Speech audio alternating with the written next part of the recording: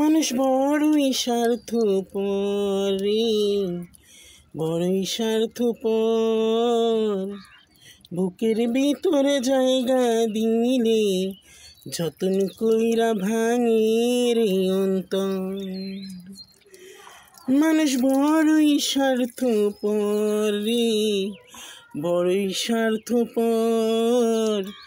বুকের ভিতরে জায়গা দিলে যতন কইরা ভাঙে রে অন্তর। মানুষ বড়ই স্বার্থপর রে, বড়ই স্বার্থপর। বুকের ভিতরে জায়গা দিলে যতন কইরা ভাঙে রে অন্তর।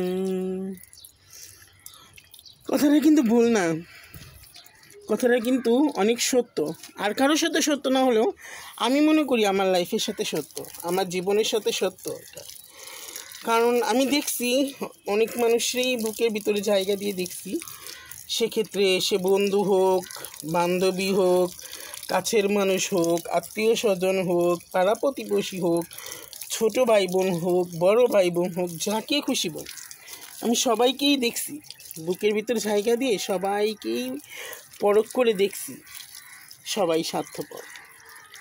এই স্বার্থপর দুনিয়ায় স্বার্থ ছাড়া যে আপনার হাতের মোবাইলটাও কাজ করবে না, সেটাও বিশ্বাস করেন কিনা জানি না।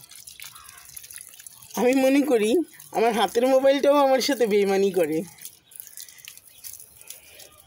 আর মানুষ তো স্বার্থ ছাড়া কাজ করেই না, তো স্বাভাবিক।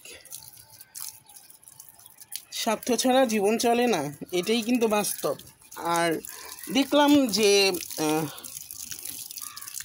চলিত কথা বলতে যে বিভিন্ন ধরনের ব্যাখ্যা দেওয়া ছিল, যেগুলো আমরা আগে শুনেছি ব্যাখ্যা স্বরূপ, সেগুলো কিন্তু সত্যি বাস্তব। কথাগুলোর সাথে অনেক মিল আছে মানুষের জীবনে। মানুষের জীবন বলবো কি, আমার জীবনের সাথে অনেক মিল আছে কথাগুলোর। আমি বিশ্বাস করি এই কথাগুলো, আর এই কথাগুলা আমার জীবনে গাথা।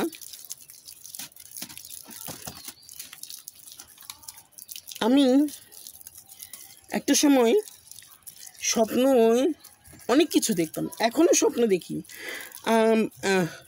মানুষ স্বপ্ন দেখতে ভালোবাসে ঠিক আছে, কিন্তু আমি তো স্বপ্ন নিয়েই বসবাস করি। যেমন মানুষ স্বপ্ন দেখে, অনেক রকম স্বপ্ন দেখে, যা কি বলবো, মানুষ অনেক রকম স্বপ্নই দেখে।